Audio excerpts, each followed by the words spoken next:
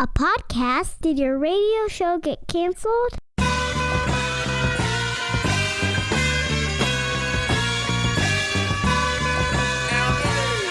Fire. Low down and filthy, but the discipline is on point. Schooled myself, made my own dojo. A cold flow with the whole dose of soul. Maintain composure, even in fury. An anomaly properties. This week on the $1 Million Plan with Pete the Planner, we answer all sorts of email questions. So here's the deal. I get emails a lot. Sometimes I answer them, sometimes I don't. I'm not being rude, just being practical.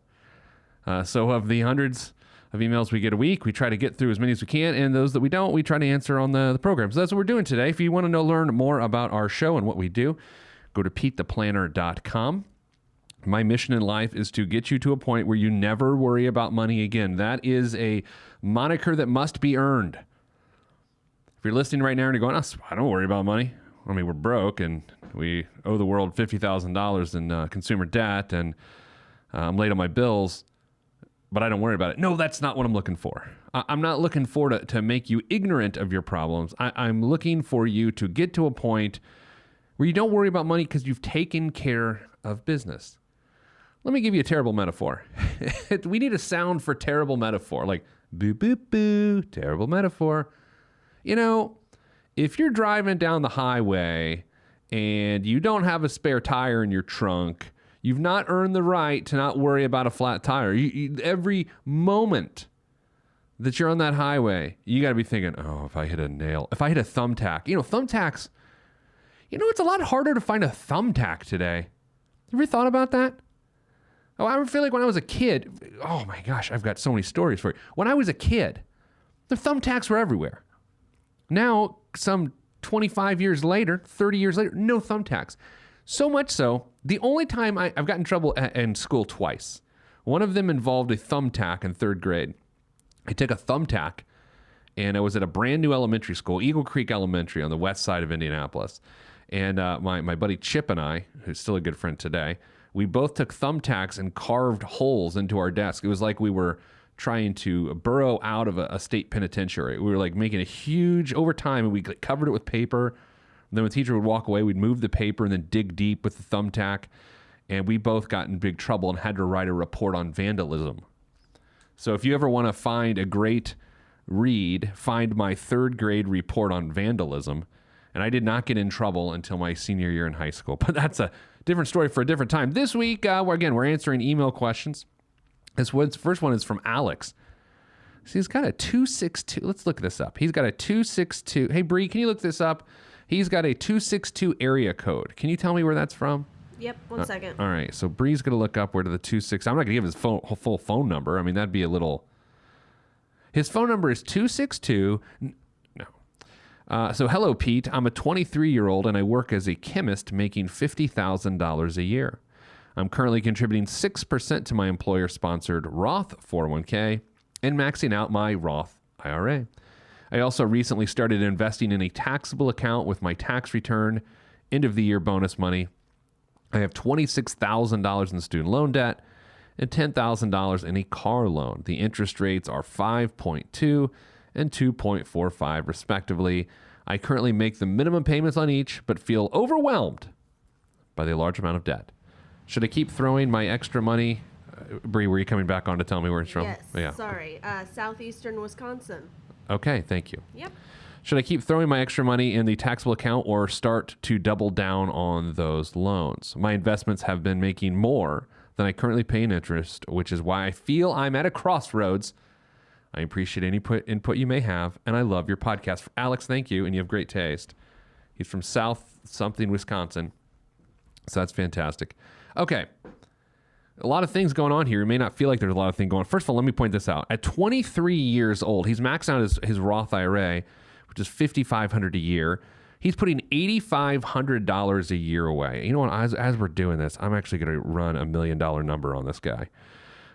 So he is putting away a ton of money, and he's got pretty low interest rate debts, right? So when you think about that from the outset, you think, well, if his money's compounding, if it's growing, then by all means, shouldn't he just keep doing that? I mean, that's sort of the operative question. Why should he pay off low interest rate debts, although he is beginning to get stressed out by the amount? I'm stalling here as I can run his $1 million plan number. Let's say he's got $5,000 set away. We'll just say that. As it stands now, at his current pace, he will have $3.6 million by the time he retires. He'll become a millionaire on January 19th, 2046. That's pretty darn good. Here's the crazy thing, though. Because of inflation and because he just started his career, this young chemist will have a net monthly retirement income of $8,400 from his assets. But because of inflation, it'll feel like $2,800. See, that's what's crazy. Right now, I bet you he's got a household income of about, take-home pay of about $2,800 based on what he's putting into his Roth 401k. And so his situation continues to get really interesting. Here's what I would say, Alex. Number one, once you've got an emergency fund, I don't know, based on your income of $5,000, $7,500, I would stop saving in that taxable account and probably take out one of the loans here. The car loan is going to be the easiest to take out and is also the, even though it's the lowest interest rate, it could probably be the bigger payment. My guess is your payment, your car payment every month is higher than what your student loan monthly obligation is. So if debt stinks for one reason, because you can't use that money for something else, then you would want to eliminate the debt, which is the largest monthly obligation, right? Sometimes, it's funny, even in your email, you talk about, well, hey, this $36,000 debt is feeling overwhelming. That's an interesting way to say that, dude, right? Because if it was overwhelming, what you would say is this $36,000, the payments on this $36,000 in debt are overwhelming. You didn't say that, right? I'll read it again. I currently make the minimum payments on each, but feel overwhelmed by the large amount of debt, not the large amount of payment. That's interesting to me. It's not that you're doing it wrong. It means you're doing it right. Most people are overwhelmed by the payments, and that's when they make a change. You are mystically overwhelmed by the amount of debt, which is fine. So if I'm you, I would crank away and try to get rid of that car loan as fast as possible. It's a depreciating asset anyway. That's the challenge when people draw their car payments out so long. When you see the people with like 5, 6, 7, 8, 9-year car loans, you've got a depreciating asset, something that's going down in value, and you just taking your sweet time to pay it off. It doesn't make a lot of sense. It's a bad financial decision. So, Alex in Wisconsin, do I have any trips coming to Wisconsin coming up? I do, yeah. In the beginning of June, I'm going to Milwaukee. I'm going to probably get my picture taken next to the Bronze Fonz, that statue of Henry Winkler right there on the river. I wonder what river that is. No one knows. All right, Alex, so that's what you do. Stop putting money in your taxable investment account once it's reached $5,000 to $7,500, because you do need a bit of an emergency fund, and then crank away. You clearly, sir, are going to be a millionaire, and good on you. That's the goal is not to materialistically be a millionaire, but it's to realistically be a millionaire in the sense that, guess what? 44 years from now, when you're of retirement age, you're going to need millions of dollars. And even at $3.6 million, even at your current pace of $3.6 million, it's only $2,800 a month of inflation adjusted after tax money. Well, you know what? Now that I think about it, I'm wrong. I have to correct myself. I'm going to correct myself. Alex, since you're using a Roth instrument, there is no after-tax component at all. So you'll be at $10,500 a month of net monthly retirement income, but after inflation adjustments, you'll be at $3,500 a month. Still at $3.6 million. So there you go. Look at me correcting myself on the fly. I'm wrong sometimes.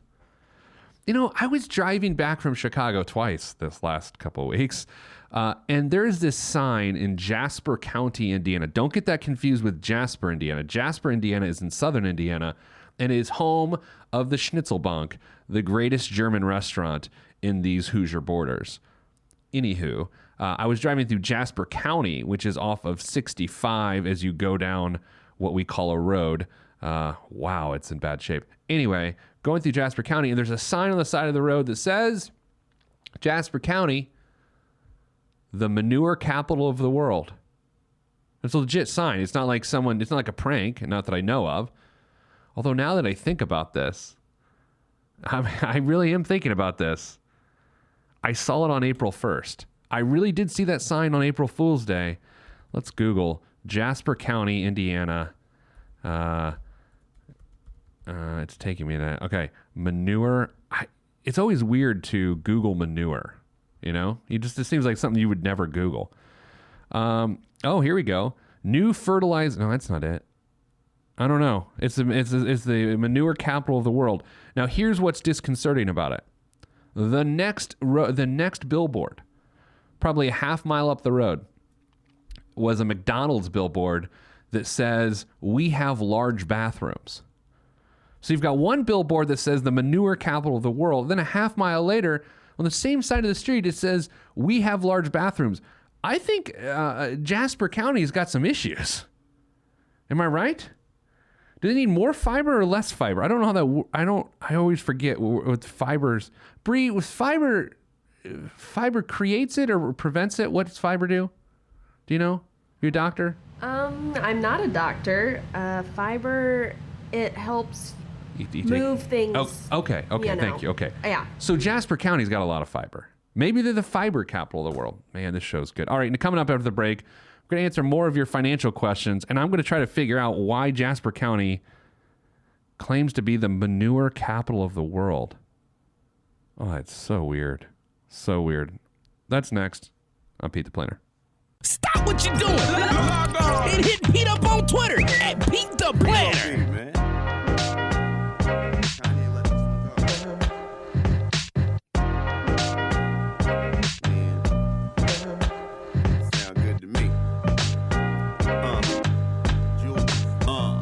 Never question the right of any man to voice his opinion as strongly as any can. But then again, many men are citizens of their own little world, so they ain't really fitting in. I'm in the background blending in, camouflaged by the scenery, but I'm a champion. Revamp the camp again. Put down the All right, I just looked here in the commercial break. You just joined us. This is Pete the Planner. It's a financial show, and I'm talking manure. So Jasper County is where Fair Oaks Farms is. If you ever drive up 65 after you make it past the Alien windmills just north of Lafayette, you get to Jasper County, and there's Fair Oaks Farms, which is this gigantic farm. I don't know. There's like a pig situation. There's cows. There's kids can play. You can watch cows being born, which I don't recommend on an empty stomach. There's a restaurant. You can get milkshakes and grilled cheese. Anyway, because they got all these pigs and these cows, they've also got a lot of cow, or I guess you could call it bull manure.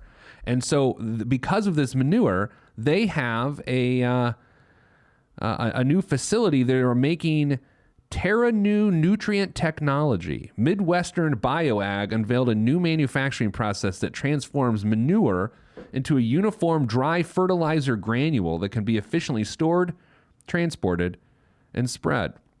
The process infuses essential crop nutrients into a manure base to give more farm access to the biological benefits of manure. Okay. Speaking of BS, let's get to my next email question. This one is from Cory. Cory, 720, Bree, can you please find the area code that is 720? I'm just trying to show you the diverse reach of this show. All right. And the question is a 35% power percentage really realistic? His subject line is a 35% power percentage really realistic? Wouldn't it just be realistic? Isn't really realistic redundant? I don't know. Yes? Denver. Denver. 720 is Denver. Thank you. Hi, Pete, or to whoever is reading this. I recently listened to your power percentage podcast and was really impressed with your financial ideology regarding the power percentage. Personal finance has been a hobby of mine since I got burnt by $5,000 of unnecessary debt in my late teens. That just screams of health club membership, doesn't it? I'm a single 27-year-old, drive a paid-off car, invest 12% towards retirement, includes employee contributions. Retirement is between a Roth and a traditional. Invest 8% gross toward emergency savings, 4.33% gross towards a taxable brokerage account, and to show for all of it, my net worth is in the low 40s. The only debt I have is a small chunk of credit card debt. The problem I had was that after computing my power percentage, I have less than satisfactory power percentage at 25%. By the way, I'm going to pause the reading of his email for a second. 25% is satisfactory, right? Okay, so the scale for power, and if you missed anything about my power percentage, so here at Pete the Planner Industries, what do we call this place, Bree? What do we call this place? Pete the Planner does whatever he wants, place? Yes, there it is. That's what we call this. All right. That seems a little bit judgmental, but we'll go with it. All right. So Pete the Planner, I can't even talk. Power percentage is how we measure how efficient you are with your income. You can calculate your power percentage. Listen to episode 120 of the $1 Million Plan podcast. I urge you to do it.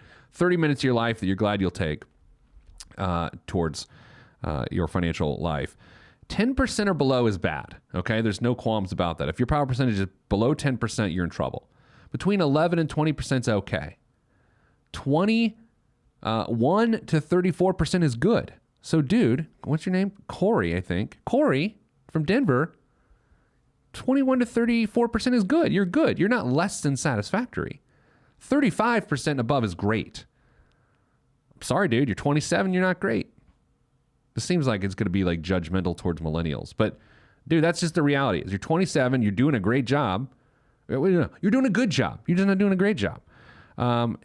Having nurtured that mindset that I want to be financially, back to his email, having nurtured the mindset that I want to be financially secure and often crunching the numbers to account for various levels of inflation, market returns, inputs in the future as my financial portfolio goes, I've been positive about my financial future and thought I've been fairly successful so far. When I heard that you are in the 40s and 50s for power percentage, my jaw dropped. Other comments also remarked at their higher power percentage, which amazes me. While I make a good living as middle class, it appears that you can't sustain a 35% power percentage unless you have very high household income relative to the pool of participants who utilize that income. Assuming you have 25% lost in taxes, then 30% lost in expenses, rent and gas and whatever, you only have 45% of discretionary income that you have to not only save, but to actually live on. The only thing you have to worry about is lifestyle creep with a high income. Otherwise, that 45% could be blah, blah, blah, blah, blah, blah, blah, blah, blah, blah, blah. I only wonder if a power percentage more than 35% is really sustainable. Am I missing something? Which I likely am. Much thanks, Cory. Hey, Cory, thanks for your question. I feel like I always start out strong reading emails or reading a news article here on the radio. But then I flail. That was always my attitude about like assigned reading in school, though. I'd read like the first 6 pages of whatever was assigned. I'm like, oh, I'm totally into this. And then I'd bail. And then I would lead the classroom discussion based on my first 6 pages of reading. And I'd jump in early. If you got kids listening at home right now, if there's kids listening to this, I'm gonna give you the how to survive literature class. Read the first few pages. Lead the conversation from the jump. When your teacher's like, hey, what's going on? What do you guys think about last night's reading? Jump in, start dropping people's names that are in the first 6 pages of reading, and then bow out. You've tapped out. And then just listen to other people's stuff, pick it up. That's how you survive school. My wife's a high school English teacher, and if she hears this segment, she will literally kill me. That is her worst nightmare. We were in a English class together, a literature class in college together, and she wanted to choke me the entire time. Okay, so here's the point, Cory. You're 27. You say you're middle class. I don't know what that means income-wise. Unfortunately, politicians have taken the word middle class, and it can mean up to $250,000 a year. I'm guessing you make $40,000 to $50,000 a year in Denver. That's probably middle class, maybe. So here's the thing. You're fine. You're at 25%. Yeah, at 35%, I don't know how much you have to make to be at 35%. You're a single person with one income. So 2 incomes into your household would definitely change. Some efficiencies there. I don't know. I think 35% eventually is in the cards as your pay increases. As you get pay increases and you don't absorb those pay increases and experience lifestyle creep, by all means, you could get to 35%. Yeah, this is a provocative question. It's got me thinking, right? Because conceivably, someone who is right out of school making $40,000, there's no way their power percentage is 35%, even if they're aggressively paying on student loans. The only way it is if they live with mom and dad, because then they don't have housing expenses. Now, there is one element of this that's worth noting. Cory assumes that there'd be 25% lost in taxes, which is fine. I'm not going to argue that number. But for people at a certain income level, to his point, I deduct so much out of my paycheck to max out my 401k. Let's just choose a round number. Let's say you make $100,000 a year, okay? If you take $18,000 out, that's 18% right off the top, right? And let's say your employer matches 4%, so you're at another 22, or you're 22% right there. And then you add on a max out an HSA of $6,700, then you're at 28%, between 28 and 29% right there. You pay your mortgage. Let's say that adds another couple percentage points. It takes you to 31%. So you can see you can get there pretty quickly.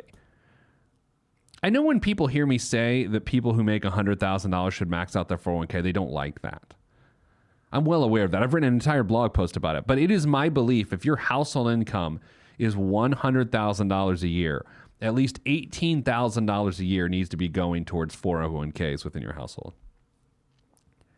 When I say it's my belief, it's important you understand that it's actually based on something. It's not just like, I believe that Coke is better than Pepsi. It's not like a belief that way. It's not an opinion. You have to put 12 to 14% of your income away for retirement your entire career in order to have a reasonable chance at retirement success. And see, where I'm sort of obsessed over this recently, and I was going to do the show about this today, but I chose emails because I didn't want the show to turn into one really long rant. I would rather have spent some time on manure production, which is also a bit of a rant. You are either on a successful path to retirement or you aren't. Right? Now, there's going to be times in your lives when you're in your early 20s when, no, you're not on the path. I mean, when I first graduated from school, I was pretty much on a 100% commission income. My wife still had 6 months of student teaching to go. No, we were not on a successful path to retirement. But shortly after that, we had to get real and say, yeah, we need to start preparing. But if you're listening to this and you're in your 40s, and you currently are not on a successful path to retirement, what is going to change? 20 years are gone. That's what's bothersome about the idea of the retirement crisis that we're all in the midst of. It's sort of a silent killer, too. What's that? Is it carbon monoxide? Bree, is that the silent killer or is radon the silent killer? Which one is it? I think both. Okay, anyway. They're both silent. Carbon monoxide and radon are both silent killers. So is the retirement crisis. Because just because your life is fine now and you can afford to go on vacation, do all sorts of stuff, doesn't mean that when your job ends, when you're in your 60s, that you're going to be able to survive the next 34 to 40 years with no income. Right? I've said it before and I'll say it again. I feel like, you ever see the movie with The Rock, San Andreas? It's where he's a helicopter pilot for the Coast Guard, I think, in San Francisco or something, or LA. No one knows. And there's a big earthquake, and there's a scientist in the basement at this earthquake institute that figures out the earthquake's coming before anything else. I feel like I don't feel like The Rock. Although, no, I don't feel like The Rock.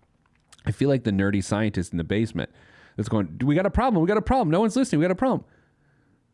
We are in a retirement crisis. The power percentage, Cory, and why we want people to take a look at it is it helps you know if you're taking your financial life seriously. And what's nuts, and for those listening that have never run their power percentage, you do it. Listen to episode 120 of the $1 Million Plan. Just Google power percentage and Pete the Planner. It was a USA Today column I wrote too. So just Google power percentage and Pete the Planner. It's a lot of P's. It's alliteration. The reason I want you to run it is because if you think your financial life is dandy, like you legit look at me and you're like, yeah, it's great, man. No problem.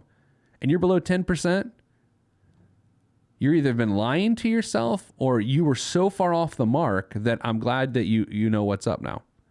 All right, coming up after the break, one more email question, I think, and more. This is $1 Million Plan. I'm Pete the Planner.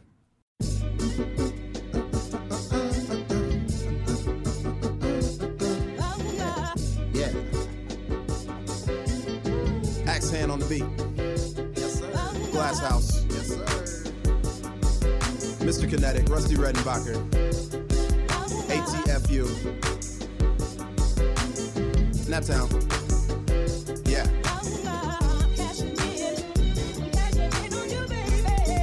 Peace to Fetty and Fredo. Helicopter choppers. Yeah, y'all ain't hip yet.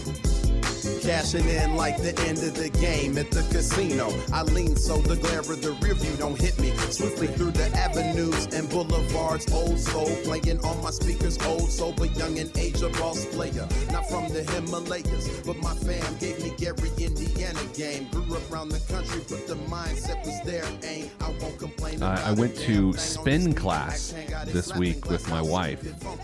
So she's a runner, but every once in a while, maybe once or twice a week, she'll go to spin class. You know, you're in this dark room, and there's this music playing, there's bright lights, and you're on a stationary bike going a bazillion miles an hour.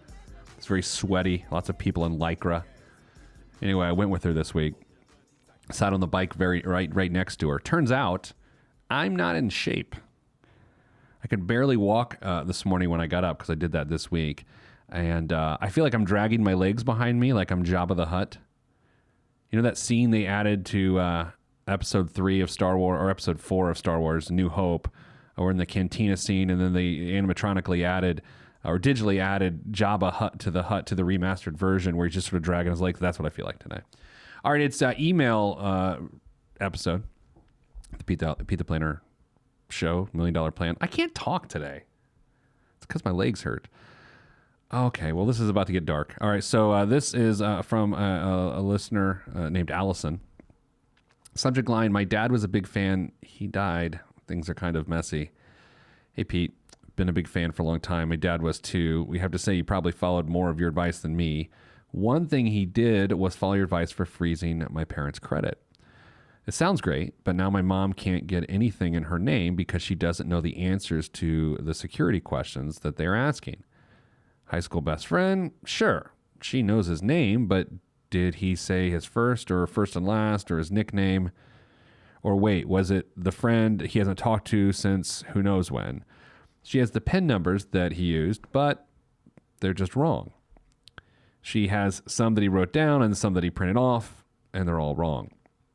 Anyway, this on top of all the stress of losing her husband of forever, this is an enormous pain. Plus, her tax refund is inexplicably 3 weeks late. Everyone at the IRS says, yes, it looks like that, and sends her to someone else. Then she's disconnected. What do you think? A great blog post in the making, or weeks of time on the phone and frustrations, or both? Allison. Well, first of all, I'm sorry for your loss. And that's... It can be frustrating when you're just trying to mourn the loss of a loved one, and then you're dealing with the financial ramifications and realities of their life.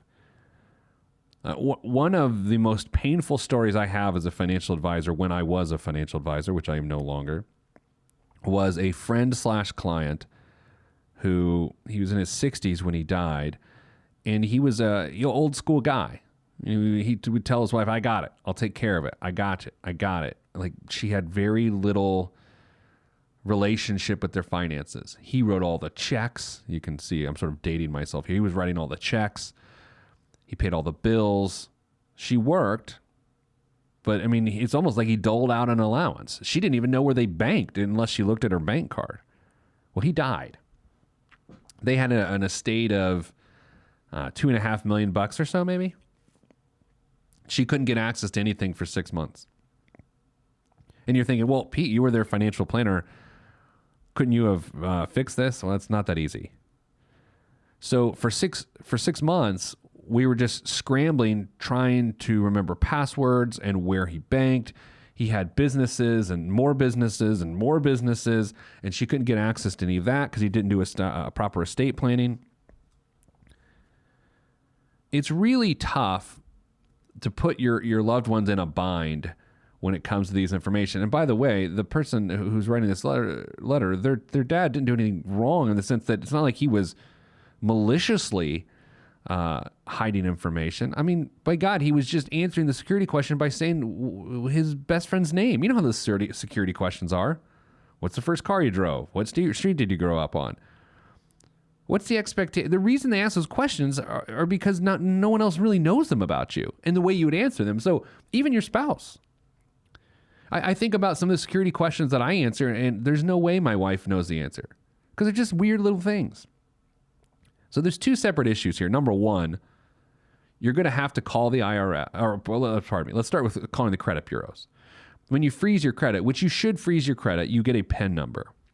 But when someone dies, the PIN number doesn't even particularly matter. But you need to call the credit bureaus and notify them of death so you can start to get things rolling again. They'll probably request a death certificate, which is super common. And if you've ever dealt with the death of a loved one, you know that you need about 50 death certificates to get things transferred over to the right areas and the right names. So that's number one. Call the credit bureaus. All three of them, Equifax, Experian, and TransUnion.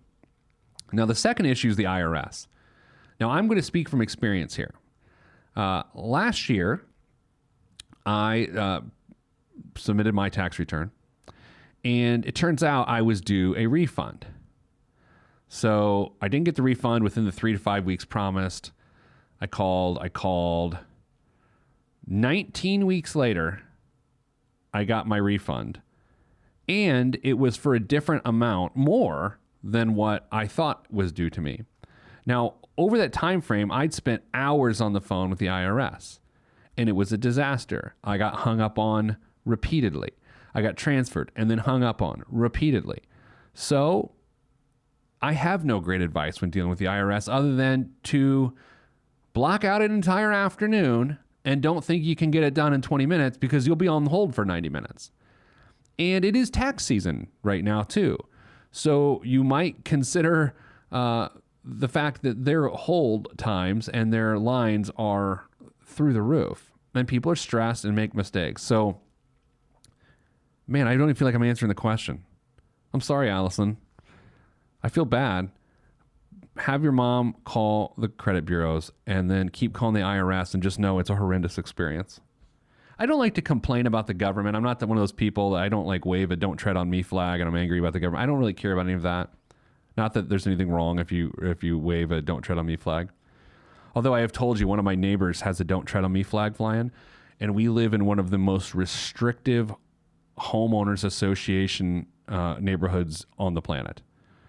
Like the idea that this guy has the don't tread on me flag, yet he has to get permission to paint his door a different color, it cracks me up. Like, is the irony not lost on just me? Like, he's don't tread on me. That's like how he defines himself, yet he has to email someone to say if he can paint his door a different color. That's hilarious. Anyway, I'm sorry about the death of your dad, Allison. I don't know what to tell you other than the IRS stinks to deal with, and you are going to get hung up on a lot, and it's a disaster.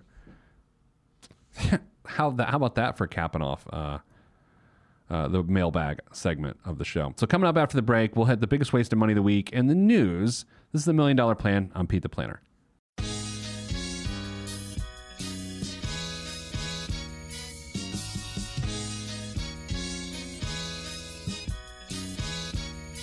Every day living through the peace of my soul, I remain whole, even in the middle of the pain. Even though my life has the rain, I still remain sane, writing and creating for my life. And my pen is my sword given by the Lord, and I use it to fight the tides of restriction. Sometimes I'm conflicted, find myself looking at the trees too much and can't see the forest. And the meek shall inherit the earth, and I want to inherit something other than the high blood pressure and diabetes. So work is what I gotta do.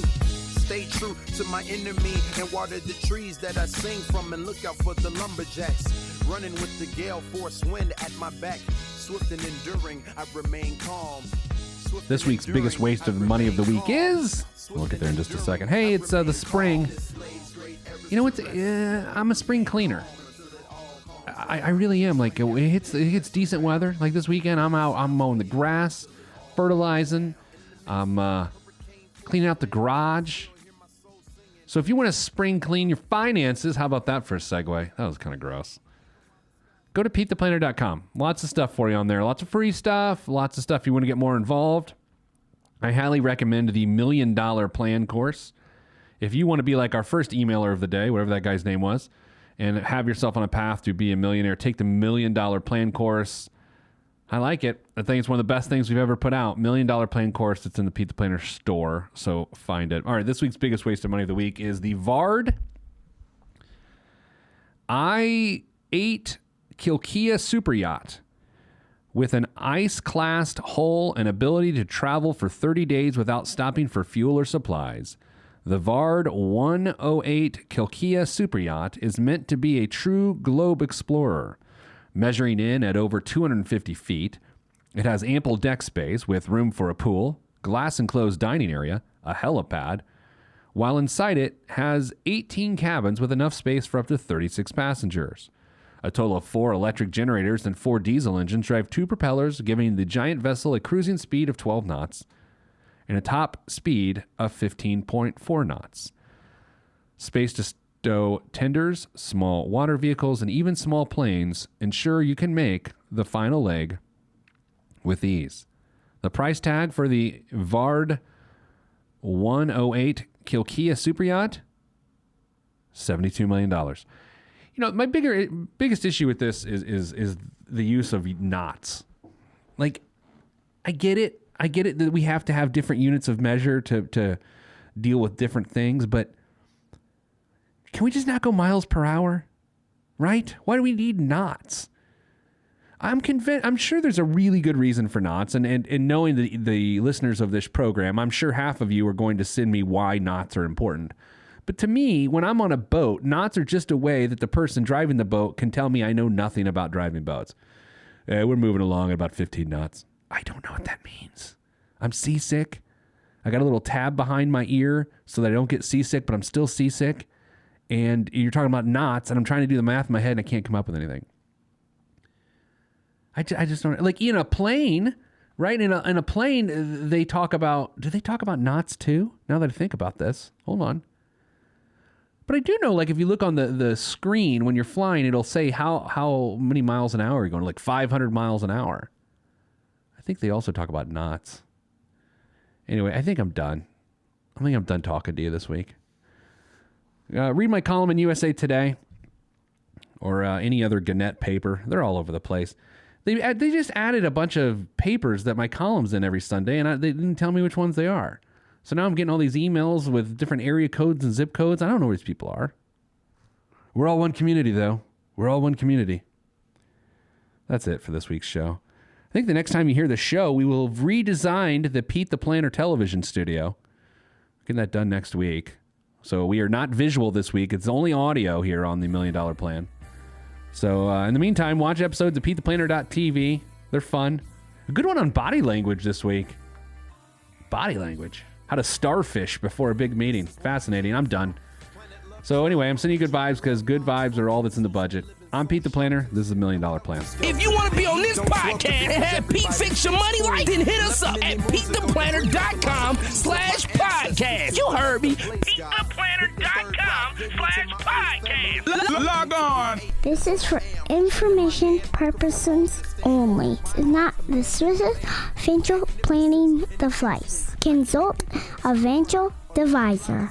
Released from Everest, the fresh is fresh, and you can call me E.T. Word to John Tesh. Let me bless this harmonic presentation. It's amazing, so amazing. I'm the reason. Salutations, I bring you love, trying greetings from a faraway land. I am the sole controller. Put the remote down and let me take control. You're now a part of my zone, so enjoy yourself. Love Tron can restore your health. I bring you greetings. Salutations, how you doing? And is that how y'all say it? The tinkling of the keys is an homage to the little star. I sojourn over poetic descriptions of sound and travel to my other world. Out of this world, spaceship on my arm took me home, fueled by the ink and the megabytes and the hypertext transfer protocol, stronger than the Skynet and the Terminator. I push faders into warp speed, glide with ease, creating a breeze they call a black hole. Event horizon, no rear view concerns. This I adjourn, and beats I burn. This I adjourn, and beats I burn. Salutations, I bring you love-tron greetings from a faraway land. I am the sole controller. Put the remote down and let me take control. You're now a part of my zone, so enjoy yourself. Love-tron can restore your health. I bring you greetings, salutations. How you doing? And is that how y'all say it?